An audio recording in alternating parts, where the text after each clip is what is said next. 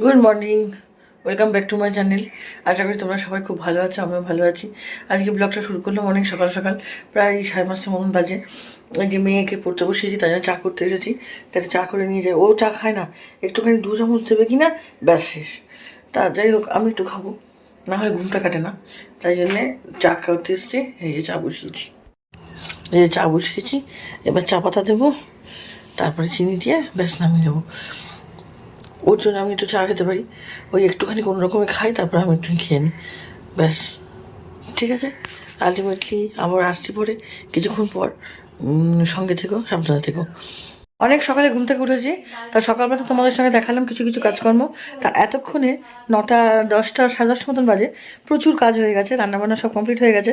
অনেক রান্না করলাম জানেন তো, উচ্ছে আলু ভাজলাম, আলু ভাজলাম, ডাল করলাম, না ডালটা ছিল, আর হচ্ছে তোমার ওই একটুখানি ঝোল করলাম, সব কিছু সবজি দিয়ে। শীতের ঝোল ভীষণ ভালো লাগে খেতে এই সময়টা, তাই জন্যে বড়ি দিয়ে একটুখানি জ্যান্ত মাছ দিয়ে খুব সুন্দর করে একটা ঝোল করলাম পাতলা করে। এটা খেতে সবাই ভালোবাসে, আমি, আমার মেয়ে, আমার বর, প্রত্যেকেই ভালোবাসি। তা যাই হোক, এখন আমি স্নান করতে যাবো। আর বিছানাপত্র গোছানো হয়নি, এই যে সব পড়ে, বিছানাপত্র সব পড়ে রয়েছে, কিচ্ছু গোছানো হয়নি। এই গুছিয়ে যাবো স্নানে, স্নান করে চলে যাবো দোকানে। আজকে আমরা চলে এসেছি কফি উইথ আড্ডা, নাকি চা উইথ আড্ডা, চা আড্ডাতে। এটা বেশ খুব সুন্দর জায়গাটা, কিন্তু অ্যাম্বিশনটা খুব সুন্দর। যদি পারেন একবার ভিজিট করবেন। সম্ভব বললো চলো কফি খেয়ে আসি, তাই জন্য চলে এলাম কফি খেতে। কিছুক্ষণের জন্য একটুখানি কফিটা খেয়ে বেরিয়ে যাব। বাইরেও বসার জায়গা আছে, বাইরেটা খুব সুন্দর সাজানো গোছানো। ওইখানে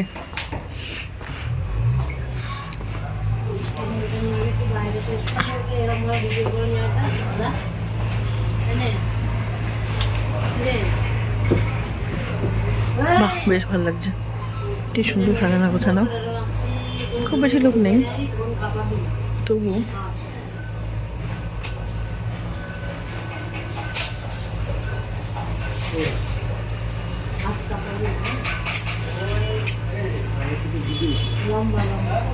জায়গাটা বেশ সুন্দর। যারা এখানে থাকেন তারা একবার ভিজিট করবেন, ভালোই। এখনও চাটা কফিটা খাইনি, কফিটা কেমন হবে জানি না। সম্পার কথাতে চলে এলাম, চলুন। গরম লাগছে এবার, বাপরে বাপ।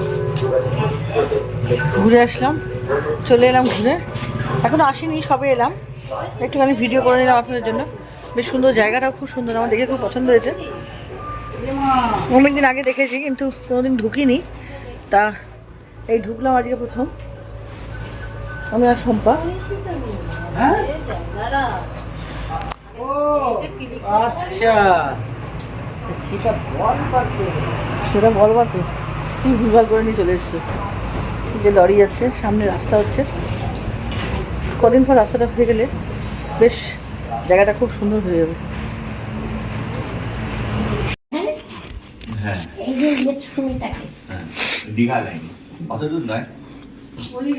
বাগনান হাওড়া, হাওড়া লাইনে। হ্যাঁ, সুমির বাড়ি তো ওখানে।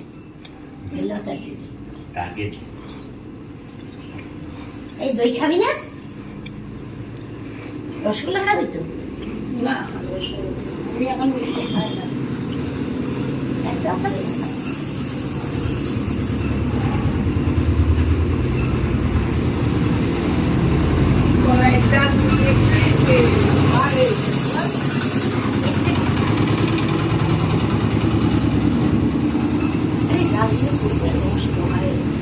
তোদের নিরামিষ কেন? তোদের তো আগে নিরামিষ কথা বলতে। বাইক সঞ্জয়, বাইক না কিনলে কি করে হবে?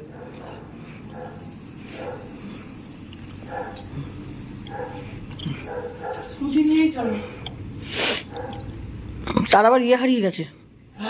যে একটু ইউনিটি ফর্মটা আমরা অন্তত আপনি কেমন আছে দিদি এটা বলতে পারবো। প্রত্যেক দিন 5টা থেকে 6টা, 1 ঘন্টা কি 4টে থেকে 5টা, কারণ বাড়ির কাজ হ্যাম্পার হবে না, আমরা সকলে একটু ফিট থাকতে চাই।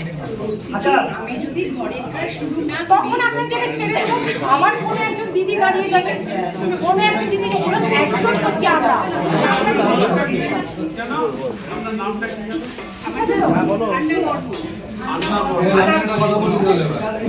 কেউ যদি নতুন এসে থাকে সই করা বাকি থাকলে সইটা করবেন, আমরাও সই করি নাকি এটা কথা হয়ে গেছে তো, এটা হয়ে গেছে। নাই, এত বড় কাণ্ড আমাদের করতে জন্য যে পাড়ায় আগে নতুন একটা ক্লাব কমিটি করা হবে, এটা বলেছি আমরা সবাই একমত হয়েছি। আমরা সমর্থন করছি এটা। এটা হচ্ছে আমাদের সকলের মাদার কমিটি। এই মাদার কমিটিকে মেনে মহিলা কমিটি চলবে, যুব কমিটি চলবে, যুব রয়েছে, মেন হচ্ছে মাদার কমিটি।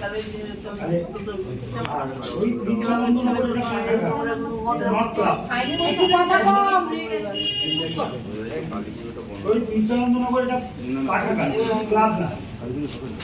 আমাদের ওই নিত্যানন্দনগর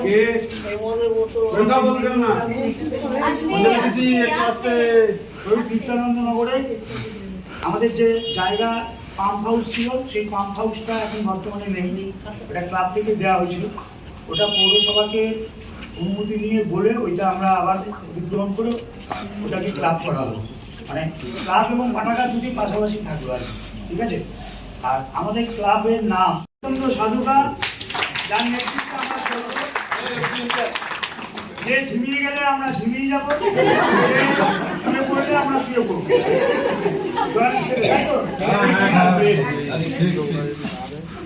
আর হচ্ছে আরেকজন হচ্ছে রক্তিম সরকার,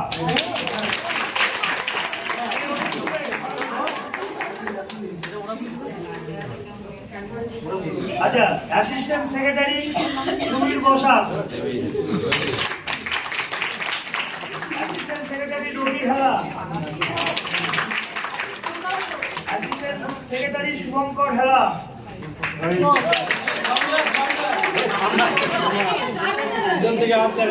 অ্যাসিস্ট্যান্ট সেক্রেটারি অনির্বাণ মন্ডল। কি চাপুর রক্ত বেঁচেছি তো আমরা, রক্ত বেঁচেছি না। আপনারা হয়তো বলতে পারেন যে আপনারা তো সব ঠিকই করে নিয়ে এসেছেন, কিন্তু আমাদের বাছাটা ঠিক হয়েছে কিনা সেটা বলেন। আমরা চলতে ফিরতে যাকে মনে করেছি গ্রামের উন্নতির কাজে লাগবে, বসে থাকার কাজে লাগবে না, সেই মানুষগুলোকে আমরা ঠিক করেছি, ঠিক আছে।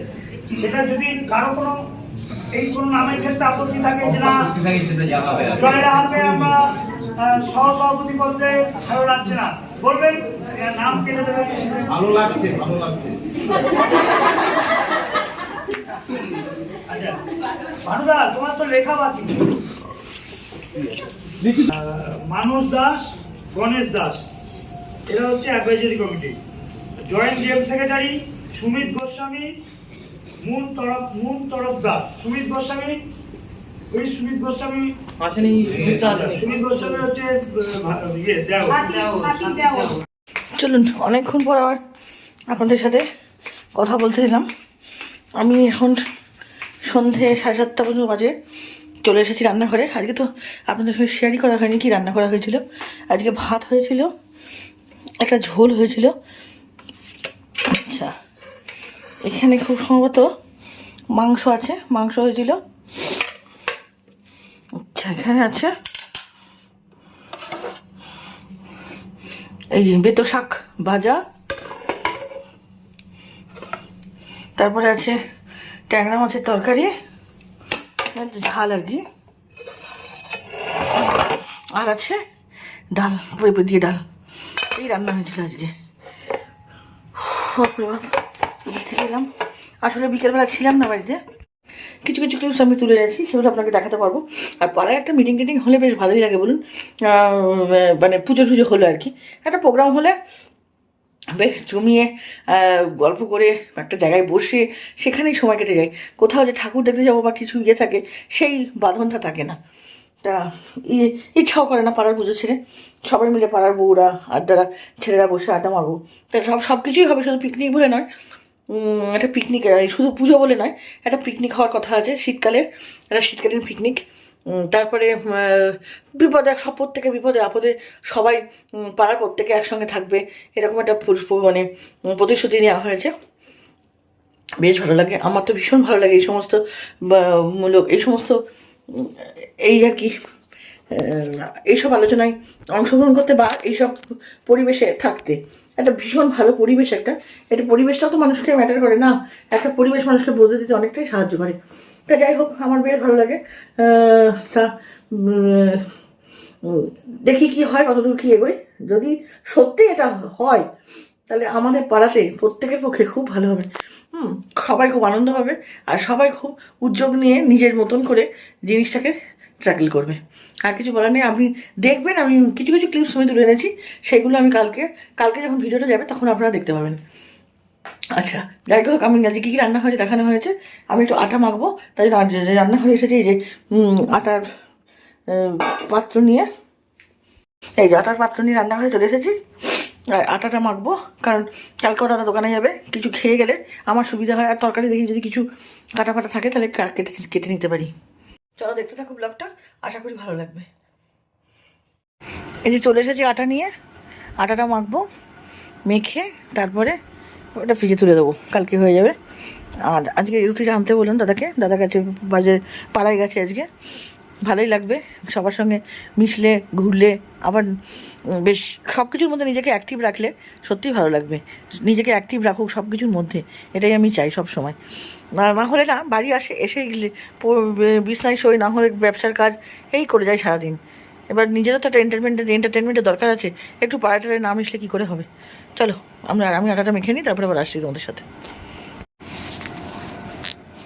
আটা মাখা হয়ে গেল,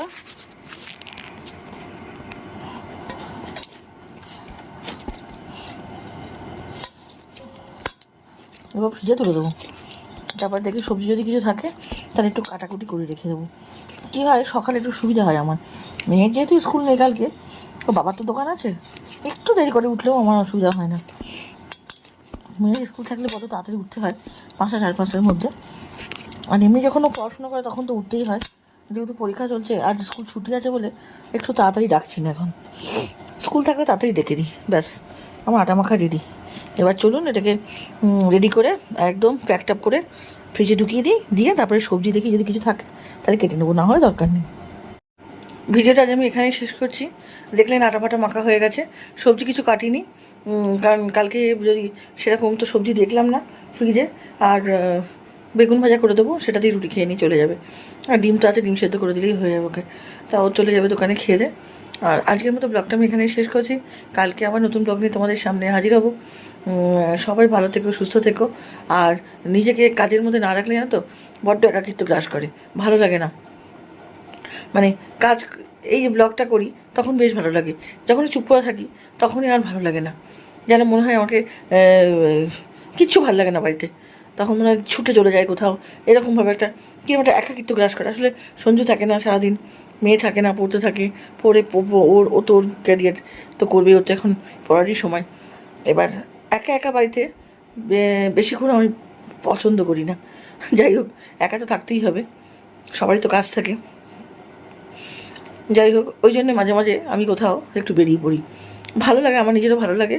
কিন্তু আমার হাজব্যান্ড একটু অপছন্দ করে ঠিকই, কিন্তু আমার কিছু করার নেই। আজকে অন ক্যামেরায় বললাম, কিছু করার নেই, ভালো লাগে না আমার বাড়িতে একা। ওই জন্য একটুখানি সময় আমি একটু ঘুরে আসি, তারপরে আমি সারাটা দিন আমি নিজের মতো নিজে কাটাতে পারি। আর ঠিক আছে, কোনো ব্যাপার না, আজকে এ পর্যন্তই রাখছি। কালকে আবার নতুন সময়ে নতুন ব্লগ নিয়ে তোমাদের সামনে হাজির হব। সবাইকে বলি, সবাই ভালো থেকো, সুস্থ থেকো, আর নিজের মতো নিজের কর্মব্যস্ততার মধ্যে থেকো, তাহলে একাকিত্বটা কম গ্রাস করবে, এই আর কি। কাজের মধ্যে থাকলে একাকিত্বটা একটু কম লাগে। সমস্ত কাজ করছি সারাক্ষণ ধরে, আবার সারাক্ষণ কাজ করতেও ভালো লাগে না সেই মতো, তাই না? একটু মনে হয় একটু কাজ করে আসি, একটু রেস্ট নিই। তা যাই হোক, আমি আজকের ব্লগটা এখানে শেষ করছি। সবাই আমাকে ছাড়ার আগে একটা সাবস্ক্রাইব করে দেবেন, আর যারা করেছেন তাদেরকে অসংখ্য ধন্যবাদ। আর লাইক, শেয়ার, কমেন্ট তো অবশ্যই করবেন। আপনাদের ভালোবাসায় আমাকে অনেক দূর পর্যন্ত এগিয়ে নিয়ে যেতে পারে। আপনাদের ভালোবাসা ছাড়া আমার পক্ষে এগিয়ে যাওয়া কোনোভাবেই সম্ভব নয়। সেই জন্যে প্রতিটা সাবস্ক্রাইবারদের বলছি যে আমাকে ভালোবেসে আপনারা দেখবেন, তাতে আমি একটু ভালোবাসা পাবো, এই আর কি, আর কিছুই না। Tata, good night.